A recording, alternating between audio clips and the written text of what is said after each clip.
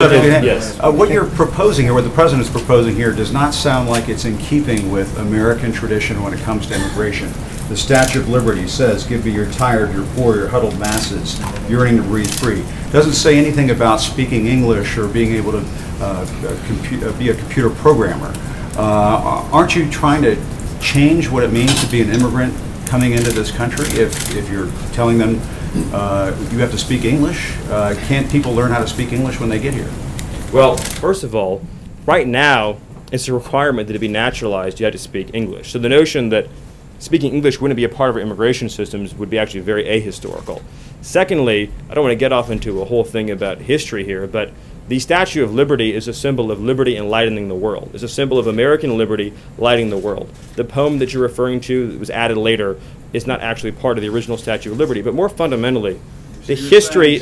More fundamentally, you're saying the that history, that does not represent. I'm saying that. What I'm the saying that country the has always notion. thought of I'm as saying the notion that immigration coming into this I'm saying the country. notion.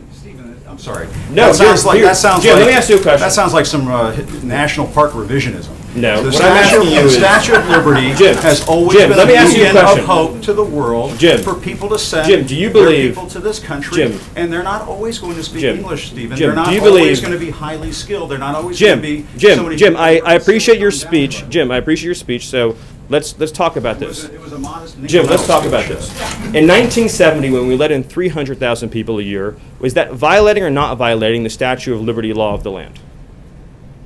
In the 1990s, when it was 500,000 a year, was it violating or not violating the Statue of Liberty law of the land?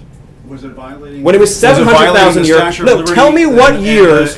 Tell me what years. Tell me what years meet. Tell me what years meet Jim Acosta's definition of the Statue of Liberty poem law of the land. So you're saying 1,000,000 a year is the Statue of Liberty number. 900,000 violates it. 800,000 violates it. You're sort of bringing a Jim, press one for English philosophy here to Jim, immigration, and that's never Jim, been what the United States has been about, Steve. But you're also your statement's also shockingly ahistorical in another respect too, which is if you look at the history of immigration, it's actually ebbed and flowed. We've had periods of very large waves, followed by periods of less immigration and more immigration, and during we've had a period of immigration right now. The Yeah, president wants to build a wall. actually, You want to bring about a sweeping change to the immigration Surely, Jim, system. you don't actually think that a wall affects green card policy. You couldn't possibly believe that, do you?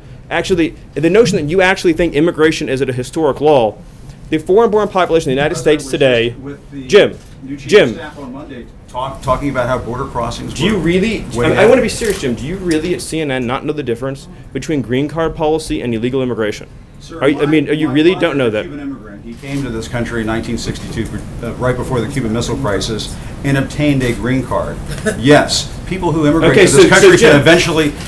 People who immigrate to this country not through Ellis Island, as a factual question, in other ways, do obtain a green card at some point.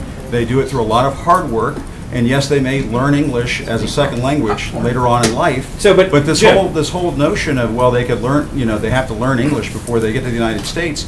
Are we just going to bring in people from Great Britain and Australia?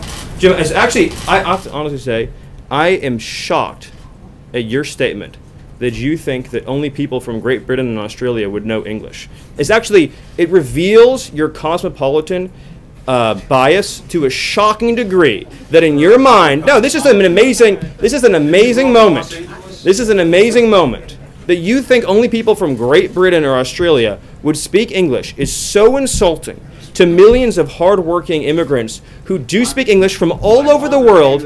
Jim, have you honestly never met an immigrant from another country who speaks English outside of Great Britain and Australia? Is that your personal experience? Of course, there are people who come. But that's not what you said, and it shows your cosmopolitan bias. And I just want to say, it sounds like you're trying to engineer the racial and ethnic flow of people into this country. Jim, that is one of the most outrageous, insulting, ignorant, and foolish things you've ever said. And for you, that's still a really the notion that you think that this is a racist bill is so wrong and so insulting.